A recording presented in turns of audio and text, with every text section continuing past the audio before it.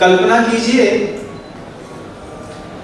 आपके घर में एक बच्चा हो, उस बच्चे का रंग काला हो, काले रंग का बच्चा, मुंह में चेचक के दाग हो, उसके बाद 4 फुट 11 इंच की हाइट हो, हाइट में ज्यादा नहीं हो, काला हो, चेचक के दाग हो, मोटा हो, उसके बाद बहुभोजी हो, दिन भर में बहुत ज्यादा खाने की उसको आदत हो, फिर दूसरा अज्ञानी हो, पढ़ा लिखा ना हो, उसके बाद कामी हो, उसकी आंखों में परिवार के लोगों को देखने पर भी वासना झलक रही है।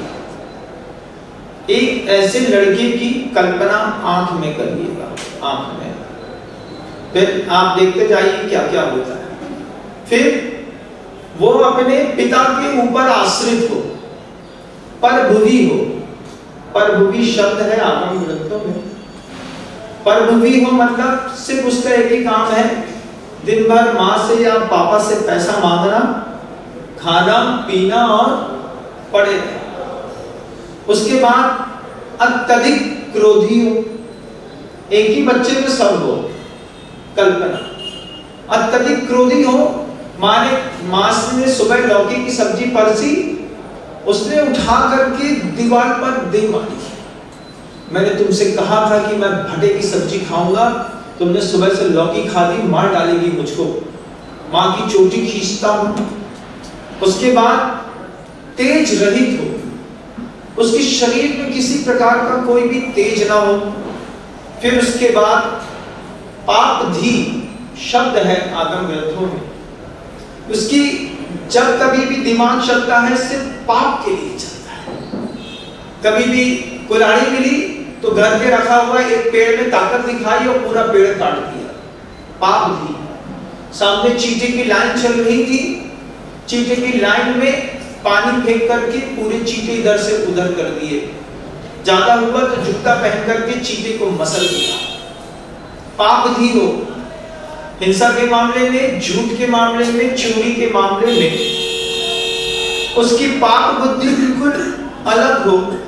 एक पुत्र की कल्पना करिए जिसकी शत्रु संख्या बहुत हो, इतने उसके दुश्मन हो कि उसके जब कभी भी मोहल्ले से निकलेगा तो 2-4 दुश्मन उसके सामने खड़े मिले हों।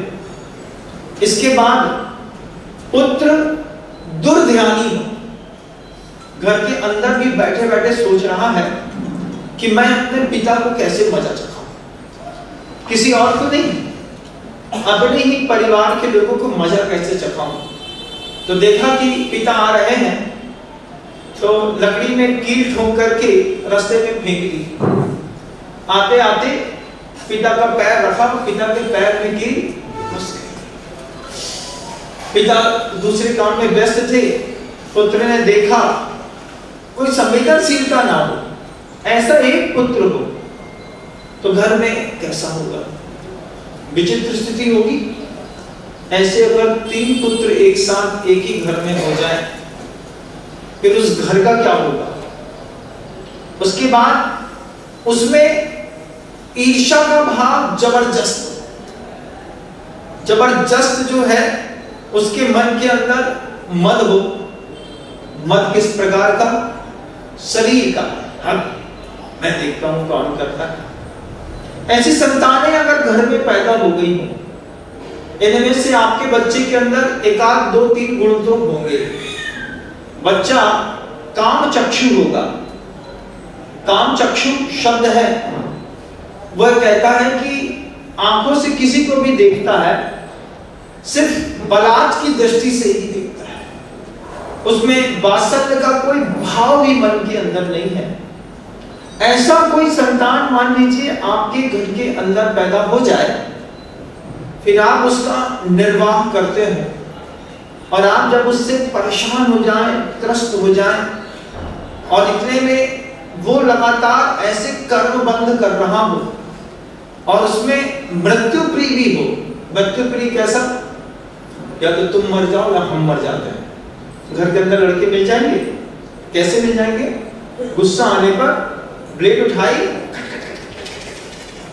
18-20 बार अपने ही हाथ में मारा, ऐसा खून की धारे बहाई और फोटो खींच करके थाने में जाके कह दिया हमारे पापा ने हमको ब्लेड मारी है। ऐसा कोई मिल जाए घर के अंदर, कैसा लगेगा? महाराज, ऐसा पुत्र कहीं नहीं होना चाहिए। आपकी भावना तो यही होगी।